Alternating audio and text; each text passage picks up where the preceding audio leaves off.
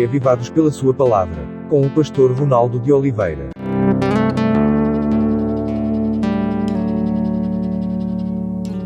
Olá, tudo bem com vocês? Estamos aqui novamente com o programa Reavivados por Sua Palavra da TV Novo Tempo. Todos os dias às 6 da manhã nós temos este encontro. Nós também queremos agradecer a parceria que temos com os meninos lá do norte do país, lá no norte do nosso Brasil, que preparam e já preparavam um vídeo com cerca de 2-3 minutos, resumindo o capítulo do dia. E agora isto foi incorporado, graciosamente, nós queremos agradecer a eles, ao programa Reavivados por Sua Palavra da TV Novo Tempo. Vale a pena porque sempre 2-3 lições a gente acaba aprendendo dali. E você vai ver agora o vídeo de hoje, o resumo do capítulo 18 do segundo livro de Samuel.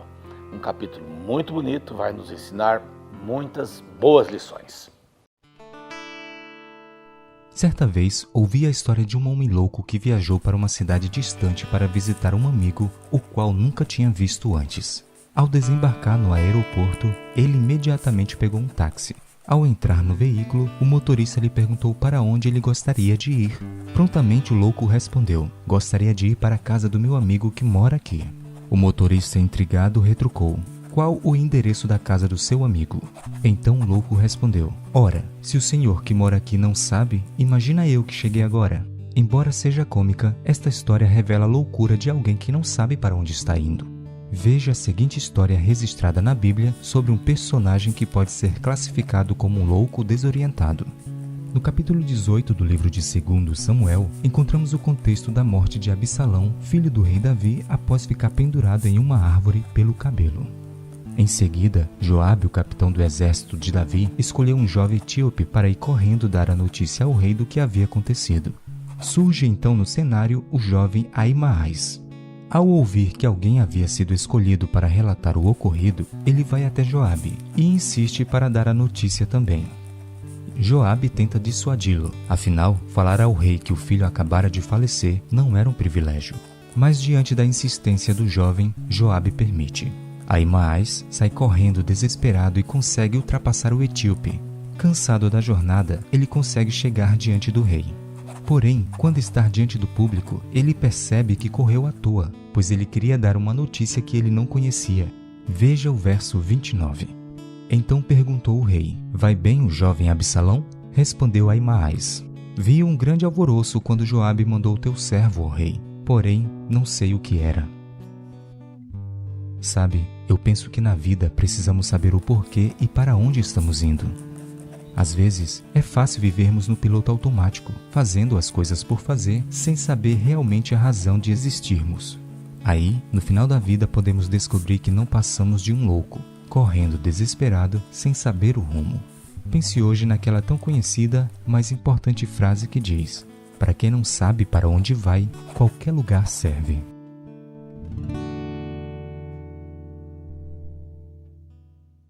É sempre muito bom aprender estas lições, não é, que este resumo apresenta para a gente.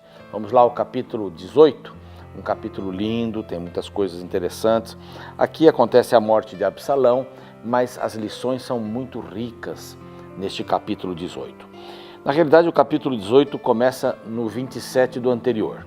No verso 27 do anterior, já fala sobre a vitória do exército de Davi sobre Absalão. Menciona que eles foram alimentados no caminho, ali alguém trouxe camas, bacias, vasilhas de barro, trigo, mel, etc., para dar sustância, como dizia minha avó, né?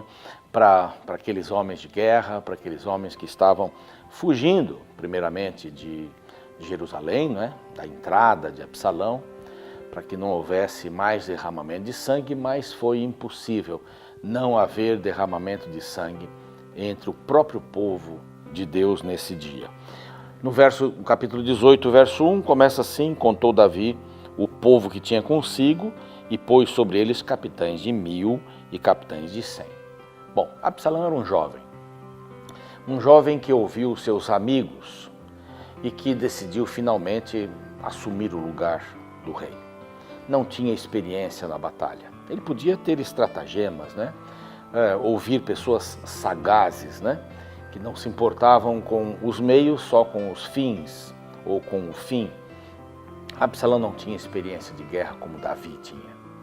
E o que Uzaí falou para Absalão no capítulo anterior: olha, seu pai é valente, os homens que estão com ele são valentes, tem estratégia. Ele dividiu o exército, ele dividiu o exército em 3 partes. Uma, Joabe dirigia, a outra, Abisai, irmão de Joabe, e a outra parte, Itaí. 3 flancos, não é? Eles atacariam de 3 maneiras, com 3 visões, o exército de Absalão. E levaram a batalha para a floresta, onde eles tinham total domínio, não é? Onde eles podiam fazer ali o que sabiam fazer. Há várias histórias, né, de países, Colômbia e outros países que tiveram narcotráfico e tiveram também guerrilhas, não é?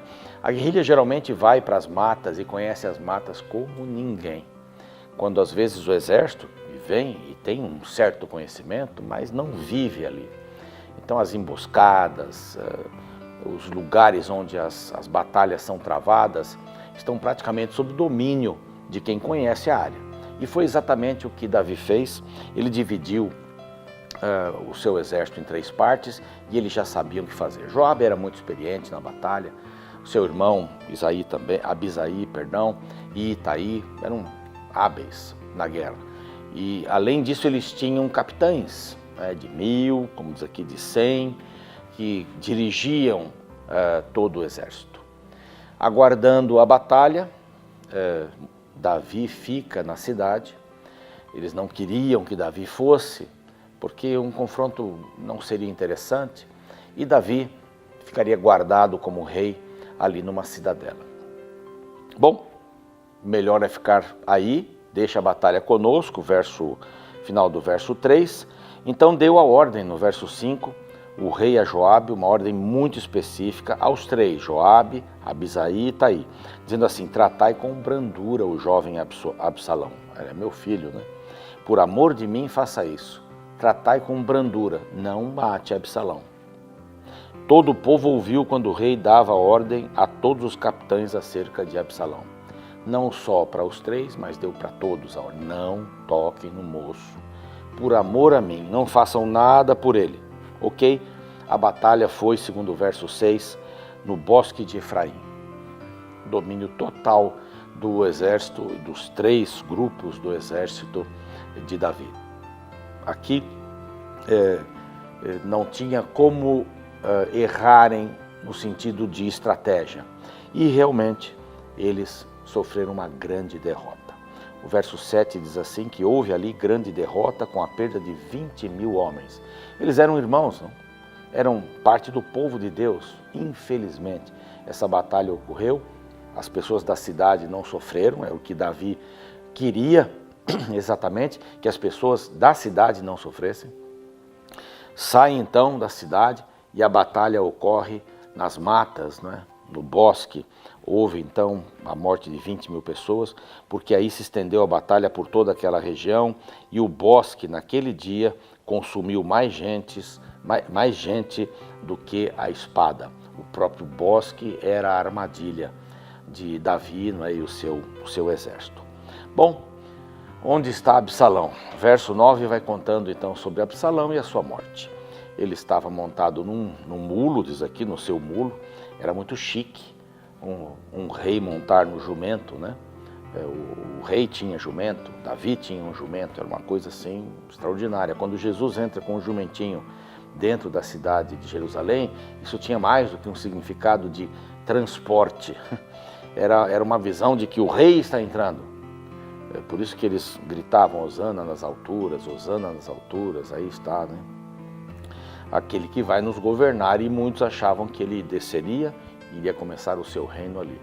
Então, Absalão está no mulo. Mas acontece que, lembram-se que eu falei sobre o cabelo, que quando ele cortava anualmente, 2,5 kg quase, né? Esse cabelo o atrapalhou. E por causa do cabelo ele ficou pendurado pela cabeça, não é? ficou pendurado entre o céu e a terra e o mulo foi embora. Ele estava ali, indefeso completamente. Ele estava fugindo com tanto medo que nem viu este galho de árvore que o prendeu. Ou ele estava olhando para trás para ver quem o perseguia e de repente aparece essa árvore e ele fica preso. Fica preso ali, alguém avisa Joabe. Joabe diz: por que você não matou logo Absalão? Ele disse: não, o rei deu a ordem, todos ouviram, e vocês três ouviram a ordem de que não deviam fazer nada contra o moço, o filho de Davi, contra o filho do rei, por amor a ele. Eu não vou fazer nada, não fiz nada. Então Joabe, diz verso 14, tomou 3 dardos e traspassou com eles o coração de Absalão, estando ele ainda vivo no meio do carvalho. Joabe era meio impulsivo, né? Joabe criou vários problemas para Davi. No final, Davi o troca e depois ele volta. E Joabe tinha lá sua própria maneira de ser, né? Ele vai e mata Absalão, porque ele havia no passado insistido para Davi trazer Absalão, que estava no seu retiro, depois de Absalão matar o primogênito Amnon. E agora ele mata, ele tira a vida de Absalão. Foi muito negativo ele ter voltado. A trombeta toca, cerca de 10 jovens que levavam as armas de Joabe fecham ao redor de Absalão e o matam. Colocam numa cova, colocam várias pedras em cima, e esse foi o fim trágico da história de Absalão. Bom, Ahimaás conta a história aqui no verso 19, que Ahimaás escutou a trombeta, disse: pronto, acabou, matamos o rei, o que queria ser rei, o autoproclamado rei Absalão. Agora temos que dar a notícia para Davi. Como Ahimaás já tinha dado notícias para Davi do andamento das coisas em Jerusalém, lembram-se que ele e mais outros estiveram escondidos dentro de um poço e depois saíram para dar a notícia, as notícias para Davi. Já tinha uma certa intimidade e ele sabia que era muito bom se aproximar do rei. Era muito bom dar uma boa notícia para o rei. O rei poderia cortar-lhe a cabeça se a notícia não fosse boa, não é? Mas a notícia era boa, houve a vitória, nós ganhamos a guerra. Então ele queria dar essa notícia e se aproximou de Joabe. A Bíblia diz aqui, vai contando, né? Primeira vez que ele se aproxima de Joabe, depois de ouvir a trombeta, diz assim: deixa-me correr e dar a notícia ao rei de que já o Senhor o vingou do poder dos seus inimigos. Deixa-me dizer para o rei que a vitória é nossa. E Joabe diz assim: tu não serás hoje o portador de novas, porém outro dia o serás. Você já tem feito um bom trabalho, você tem sido um bom soldado, você tem feito coisas extraordinárias. Talvez ele fosse parte ali dos agentes secretos lá de Davi e tal. E hoje você não vai, tá bom? Hoje outra pessoa vai. Então disse Joabe ao etíope. O etíope era um estrangeiro do norte da África, que estava entre eles. Ele disse: esse vai dar a notícia. Então vai tu e dize ao rei o que viste. O etíope poderia ser um dos 10 homens que cuidavam das armas, os armeiros de Joabe. Era alguém que corria, que sabia dar a notícia. Como eles não tinham telefone, então as notícias de guerra eram dadas por pessoas muito hábeis, que sabiam correr bem, bastante, não se cansavam facilmente e que chegavam até o rei para dar a notícia de uma batalha. Então, o etíope não tem o seu nome aqui, algumas versões o chamam de Cushita, né? De Cushi. Vai tu e dizes o que viste ao rei. Dize o que viste, usando aqui a conjugação certa, né? Vai lá e conta o que você viu. Inclinou-se a Joabe e correu. Ele já tinha visto. Joabe não precisava dar nenhuma ordem a mais para ele. Bom, segundo a insistência, Ahimaás, filho de Zadok, então disse para Joabe: por favor, deixe-me ir, insistente, né? Seja o que for, deixe-me também correr após o etíope. Seja o que for, mas espera aí, você não sabe o que aconteceu? Não, eu sei que a trombeta tocou, nós ganhamos, não é? E está tudo acertado. Para que correr agora, meu filho? diz aqui o verso 22, pois não terás recompensa das novas. Já foi alguém. E pela terceira vez ele insiste. E aí Joabe disse, corre. E aí Ahimaás correu pelo caminho da planície e passou o etíope. Aqui a gente aprende alguma coisa, né? O etíope deve ter corrido pelo caminho mais difícil, mais escondido, para que se porventura algum inimigo ainda estivesse por ali, não o acharia. E aí Ahimaás correu pelo caminho da planície. O caminho mais fácil, mais rápido, chegaria primeiro sem dúvida. Muitas pessoas gostam de correr pelo caminho da planície, né? Gostam de ser vistas, gostam de ser observadas, aplaudidas, não é? Quando fazem alguma coisa, ficam esperando um elogio e se não recebem esse elogio, ficam muito chateadas. Então, não é o prazer de fazer uma coisa boa, é o prazer de receber um elogio por aquilo que foi feito. E, infelizmente, muitas pessoas vivem por esse elogio. Elogiar é uma coisa boa, não é? A esposa fez uma comida, você elogia. É bom sempre ver o copo meio cheio, né? Sempre fale do positivo, isso é uma coisa boa. Você fez um bom trabalho, elogie. Não é? O funcionário fez um bom trabalho, elogie. Elogiar é uma coisa boa, mas quando é para crescimento, quando é para orgulho próprio, isso não é saudável. E o que Ahimaás queria era isso, um elogio do rei. Parabéns, você me trouxe a notícia, ganhamos finalmente. Ora, vem aqui, almoce comigo, vamos aí festejar a batalha. Mas ele só sabia que a batalha tinha sido ganha. E ele correu pela planície e passou o etíope. Então, ali estava a sentinela da cidadela, onde Davi estava, e viu um homem correndo. E disse, está correndo um homem, está só? Está só. Porque se tivesse muita gente correndo é porque tinham perdido a batalha, né? Mas correndo só, vai trazer boas novas. Ó, vem vindo um outro também atrás. O correr do primeiro parece de Ahimaás, correr atlético. Ele disse, bom, se Ahimaás é um homem de bem, vai trazer boas notícias. E ele chega primeiro. Bom, chegando primeiro ele grita, paz, rei, antes que o outro dissesse qualquer coisa, paz. Bom, vencemos a batalha. Aí o rei pergunta, e o Absalão? Absalão, não vi nada, não sei, então fica de lado, que pena. Aparece o Cuxita, ou o etíope, ele diz também, paz. O que aconteceu? Sejam como os teus inimigos, todos, a vida do teu filho. Ele contou de uma maneira boa, teu filho morreu. E aqui Davi começa a chorar, Absalão morreu. É muito importante isso. Ahimaás não tinha mensagem. E qual era a mensagem? A mensagem era que o filho do rei morreu. Ele não tinha essa mensagem. Nós temos essa mensagem hoje. Contar para as pessoas que o filho do rei morreu. Não quero forçar o texto. Mas ele não tinha mensagem. É triste quando as pessoas não têm conteúdo, não têm mensagem. E eu quero orar com você agora, pedindo a Deus que nos dê uma mensagem. Dê a sua mensagem no nosso coração para motivar a nossa vida.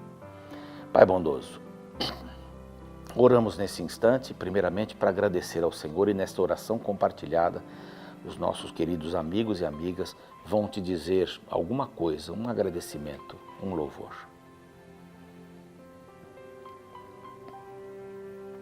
Agora, Pai, há pedidos em nosso coração e os nossos queridos amigos e amigas vão decliná-los diante do Senhor.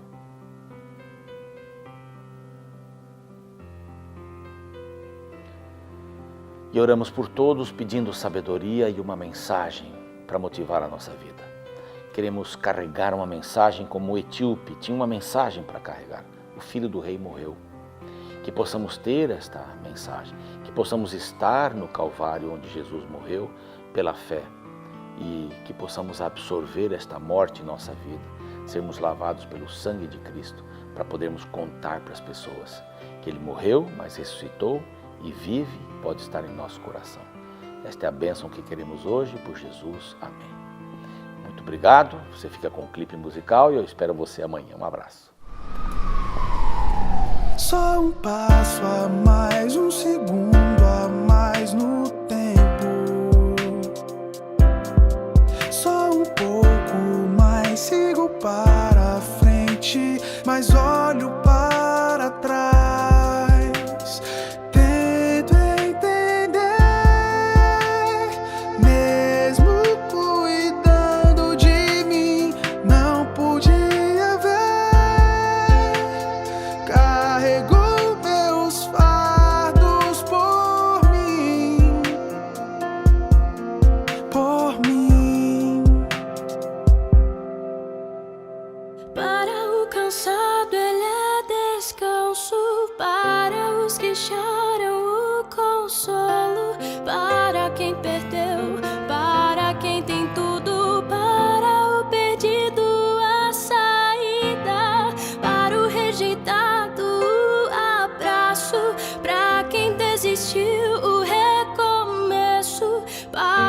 que crer. Para quem tem sede e fome, Ele é água e pão da vida.